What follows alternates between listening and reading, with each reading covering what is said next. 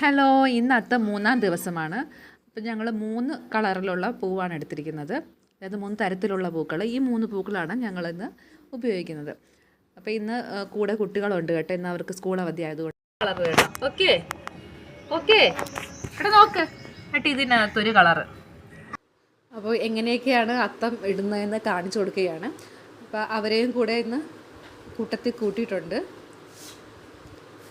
പിന്നെ സ്കൂൾ അവധി ഉള്ളപ്പോഴേ ഇത് ചെയ്യാൻ പറ്റത്തുള്ളൂ.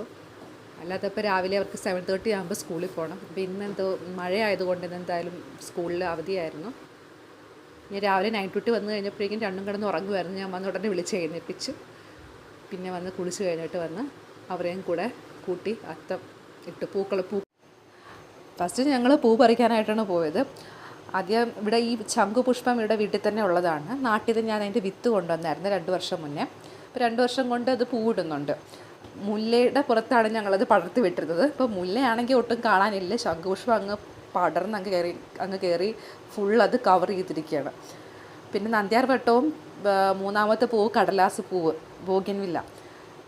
ഈ ആഫ്രിക്കയുടെ അകത്ത് അവർ മെയിൻലി റിസർച്ച് ചെയ്യുന്ന നീം ട്രീസിലും പിന്നെ ബോഗൻവില്ലയിലേക്കാണ് റിസർച്ച് ചെയ്യുന്നത്. സോ ബോഗൻവില്ല ഇഷ്ടം പോലെ കിട്ടും. പല കളറിലുള്ള യെല്ലോ കളർ, റെഡ് കളർ, അങ്ങനെ പല കളറിലുള്ള ബോഗൻവില്ലാസ് കിട്ടും. പിന്നെ നന്ദ്യാർ വട്ടത്തിൻ്റെ ചെടിയും ഇഷ്ടം പോലെ ഉണ്ട്.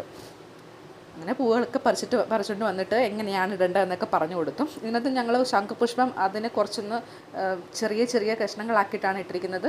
നന്ദ്യാർ വട്ടം അത് തന്നെ, പിന്നെ കടലാസ് പൂവും അങ്ങനെയാണ് ചെയ്തിരിക്കുന്നത്.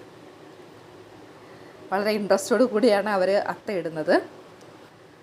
എന്തായാലും ഇന്നത്തെ ദിവസം വളരെ ഹാപ്പി ആയിരുന്നു.